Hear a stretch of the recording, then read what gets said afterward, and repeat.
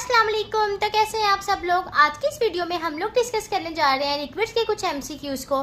Basically जो इस तरह के एमसीक्यूज होते हैं कि किस एटम का या किस मॉलिक्यूल का हमारे पास melting point and boiling point ज़्यादा होगा। तो इस तरह के जो एमसीक्यूज स्टूडेंट्स को कंफ्यूज करते हैं, इस तरह के एमसीक्यूज को सॉल्व करने के लिए हम आज की इस वीडियो में बहुत सी शॉर्ट ट्रिक्स देखेंगे और शॉर्टकट्स देखेंगे कि आप कैसे इन एमसीक्यूज को easily with in a second solve कर सकते हैं। तो आज की ये वीडियो आप लोगों के लिए बहुत फायदेमंद होने वाली है। आपने वीडियो को एंड तक क्लास में देखना है।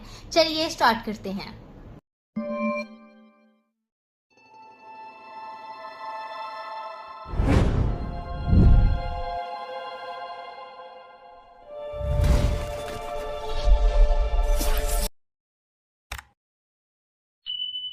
जी देखिए, first MCQs, which of following hydrogen has highest melting and boiling point. इस एमसीक्यूज में इन्होंने हमें 4 ऑप्शंस दे दिए हैं और हमसे पूछा है कि किस हाइड्रोजन के पास ज़्यादा मेल्टिंग एंड बॉइलिंग पॉइंट होगा।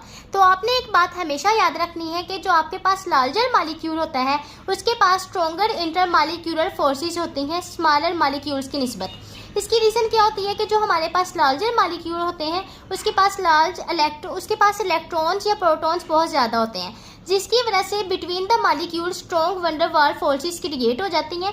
अब जब स्ट्रॉन्ग इंटरमॉलिक्यूलर फोर्सेस होंगी किसी भी मॉलिक्यूल के दरमियान, ठीक है, तो उसे तोड़ने के लिए ज़्यादा से ज़्यादा एनर्जी चाहिए होगी। तो जब हम ज़्यादा से ज़्यादा एनर्जी चाहिए होगी तो जाहिर सी बात है जो मेल्टिंग पॉइंट ऑफ सब्सटेंस होगा वो इंक्रीज हो जाएगा। ठीक है, किसी भी मॉलिक्यूल के दरमियान जो लार्जर इंटरमॉलिक्यूलर फोर्सेस होती हैं उन्हें ब्रेक करने के लिए अगर एनर्जी ज़्यादा चाहिए होगी तो फिर हमारे पास जो मेल्टिंग या बॉइलिंग पॉइंट होगा वो इंक्रीज हो जाता है। ठीक है, तो अब देखें जिस तरह हमारे पास साइज इंक्रीज होगा वैसे ही रैंडम डिस्पर्शन फोर्सेस इंक्रीज होंगी, इंटरमॉलिक्यूलर फोर्सेस भी इंक्रीज होंगी और मेल्टिंग पॉइंट भी हमारे पास इंक्रीज होगा।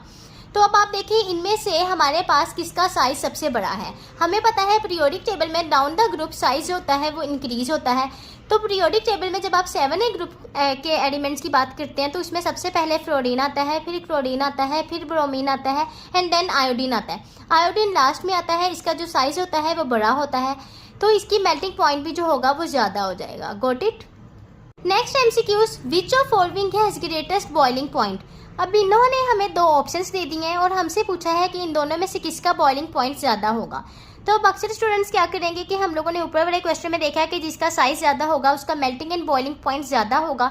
वो देखेंगे कि इन दोनों में से साइज़ किसका ज़्यादा है, यानी मोलर मास किसका ज़्यादा है और उसी का बॉइलिंग पॉइंट ज़्यादा होगा। लेकिन आप लोगों ने पहले ये भी देखना है कि इन दोनों में से किसके पास हाइड्रोजन बॉन्डिंग ज़्यादा है, यानी किन मॉलिक्यूल्स के दरमियान हाइड्रोजन बॉन्डिंग ज़्यादा है। तो जो हमारे पास वाटर मॉलिक्यूल होता है ना, वाटर मॉलिक्यूल के दरमियान जो हाइड्रोजन बॉन्ड्स होते हैं ना, वाटर मॉलिक्यूल्स के दरमियान जो हाइड्रोजन बॉन्ड होते हैं वो रिक्वायर कर रहे होते हैं बहुत ज़्यादा एनर्जी को उन हाइड्रोजन बॉन्ड्स को ब्रेक करने के लिए। क्योंकि हाइड्रोजन अभी आप लोगों ने जब ये हाइड्रोजन बॉन्डिंग वाला चैप्टर भी किया होगा, ठीक है, आप लोगों ने ये टॉपिक किया था तो उसमें आप लोगों ने देखा था FSC बुक्स में भी बना हुआ है कि जो वाटर मॉलिक्यूल्स होते हैं ना इनके दरमियान हाइड्रोजन बॉन्ड होता है। अब इन हाइड्रोजन बॉन्ड को तोड़ने के लिए ना रिक्वायर होता है कि हमारे पास ज़्यादा से ज़्यादा एनर्जी हमें चाहिए होती है। अब जब हमें ज़्यादा एनर्जी चाहिए होगी उन हाइड्रोजन बॉन्ड्स को ब्रेक करने के लिए तो हमारे पास बॉइलिंग पॉइंट जो होगा वो इंक्रीज कर जाएगा। ठीक है, क्योंकि हाइड्रोजन बॉन्डिंग जो होती है वो बिटवीन वाटर मॉलिक्यूल्स इंक्रीज कर जाती है तो बॉइलिंग पॉइंट भी जो होगा वो इसका ही ज़्यादा होगा। तो इसका जो सही आंसर होगा वो अल्फा होगा। Next MCQs, hydrides of which of following group has relatively low boiling point. 4A group, 7A group, 6A group. तो बच्चों अब आप लोग देखें कि जो आपके पास 4A ग्रुप के एलिमेंट्स होते हैं लाइक कार्बन एंड सिलिकॉन, ये हाइड्रोजन बॉन्डिंग नहीं बना रहे होते हैं। क्यों? क्योंकि हमारे पास इसमें कोई भी हाइड्रोजन डायरेक्टली बॉन्ड नहीं हो रहा होता हाईली इलेक्ट्रोनेगेटिव एटम के साथ। ठीक है, अब जो हमारे पास हाइड्रोजन बॉन्डिंग है वो कब होती है?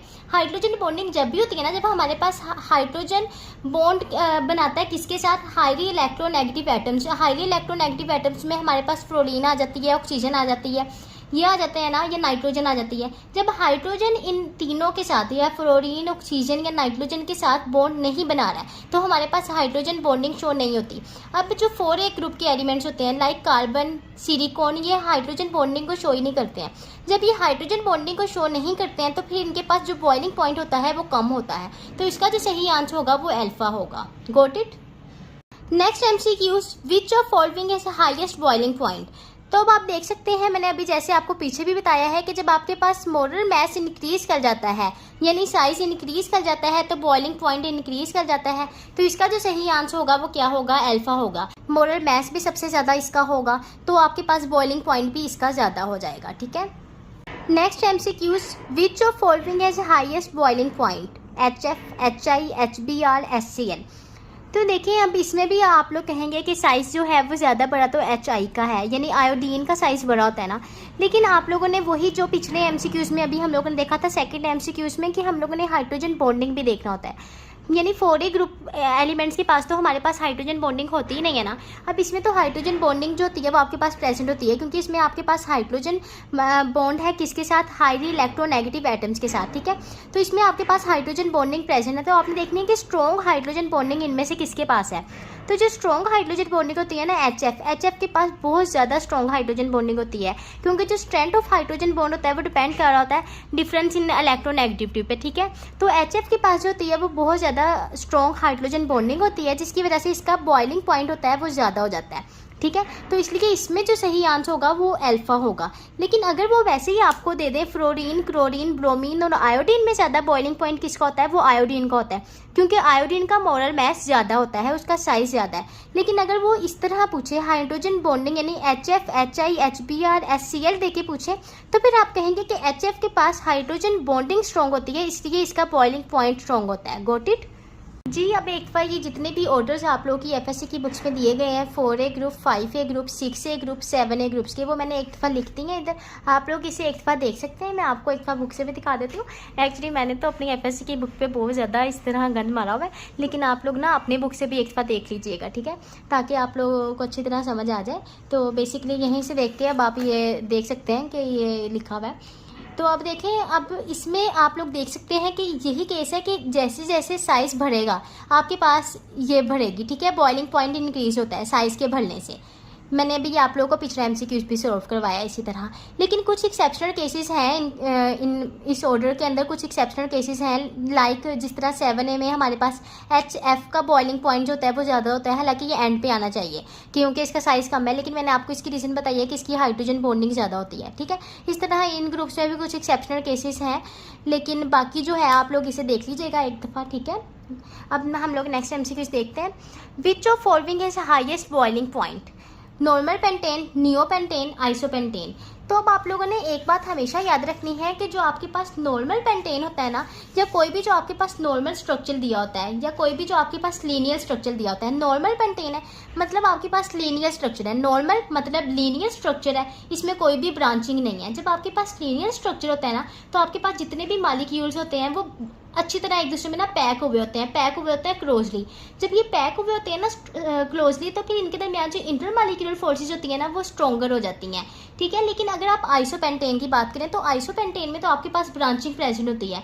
जब ब्रांचिंग प्रेजेंट होती है ना, तो जाहिर सी बात है जो मॉलिक्यूल्स होते हैं ना वो इतनी अच्छी तरह पैक नहीं होते जिस तरह वो नॉर्मल चेन में है। ठीक है, तो इसमें वो अच्छी तरह पैक नहीं होते हैं। जब मॉलिक्यूल्स अच्छी तरह पैक नहीं होते हैं तो उनके दरमियान इंटरमॉलिक्यूलर फोर्सेज होती हैं वो डिक्रीज हो जाती हैं, जिसकी वजह से बॉइलिंग पॉइंट भी डिक्रीज हो जाता है। अब देखिए, अगर कोई भी चीज़ है वो अच्छी तरह पैक है, जाहिर सी बात है पैक है ना, उसमें इंटरमॉलिक्यूलर फोर्सेस ज़्यादा होंगी। इंटरमॉलिक्यूलर फोर्सेस ज़्यादा होंगी, उन्हें तोड़ने के लिए हमें ज़्यादा एनर्जी रिक्वायर होगी। ज़्यादा एनर्जी रिक्वायर होगी तो उसका बॉइलिंग पॉइंट जो होगा वो इंक्रीज कर जाएगा। तो इसलिए जो इसका सही आंसर होगा वो क्या होगा? Normal pentane. ठीक है, next MCQs, which of following is use to measure vapour pressure? तो अब आप लोगों ने याद रखना है कि जो मैनोमीटर होती है वो वेपर प्रेशर को मेजर करने के लिए यूज़ होता है, और जो बैरोमीटर होती है वो बॉइलिंग पॉइंट को मेजर करने के लिए यूज़ होता है। अब यहाँ पे इन्होंने क्वेश्चन में वेपर प्रेशर पूछा है, तो हमारे पास जो सही आंसर होगा वो क्या होगा? Manometer. Next MCQs, which of following has maximum vapour pressure? Glycerol, isopentane. तो जो आपके पास ग्लिसरॉल होता है ना, इसके पास 3 हाइड्रोजन बॉन्ड्स होते हैं वो प्रेजेंट होते हैं, जिसकी वजह से इसमें इंटरमॉलिक्यूलर फोर्सेज होती हैं वो स्ट्रॉन्ग होती हैं। लेकिन आइसोपेंटेन में भी हमने पीछे भी देखा है कि जो क्योंकि इसमें ब्रांचिंग प्रेजेंट होती है, जिसकी वजह से इसमें इंटरमॉलिक्यूलर फोर्सेज होती हैं वो स्ट्रॉन्ग नहीं होती हैं। जब इंटरमॉलिक्यूलर फोर्सेज स्ट्रॉन्ग नहीं होती है मतलब इसका बॉइलिंग पॉइंट इतना ज़्यादा नहीं होता, जबकि इसका जो होता है वो बॉइलिंग पॉइंट हमारे पास ज़्यादा होता है, क्योंकि इसमें इंटरमॉलिक्यूलर फोर्सेज होती हैं वो ज़्यादा होती हैं हाइड्रोजन बॉन्डिंग की वजह से। ठीक है, तो जब हमारे पास इसमें इंटरमॉलिक्यूलर फोर्सेस ज़्यादा है, इसमें इंटरमॉलिक्यूलर फोर्सेस कम है, यानी इसका बॉइलिंग पॉइंट कम है। अब वेपर प्रेशर और बॉइलिंग पॉइंट का जो होता है वो इन्वर्सली रिलेशन होता है। तो जब इसका बॉइलिंग पॉइंट हमारे पास कम है तो वेपर प्रेशर जो होगा वो इसका ज़्यादा होगा। तो इसका जो सही आंसर होगा वो हमारे पास क्या होगा, बीटा।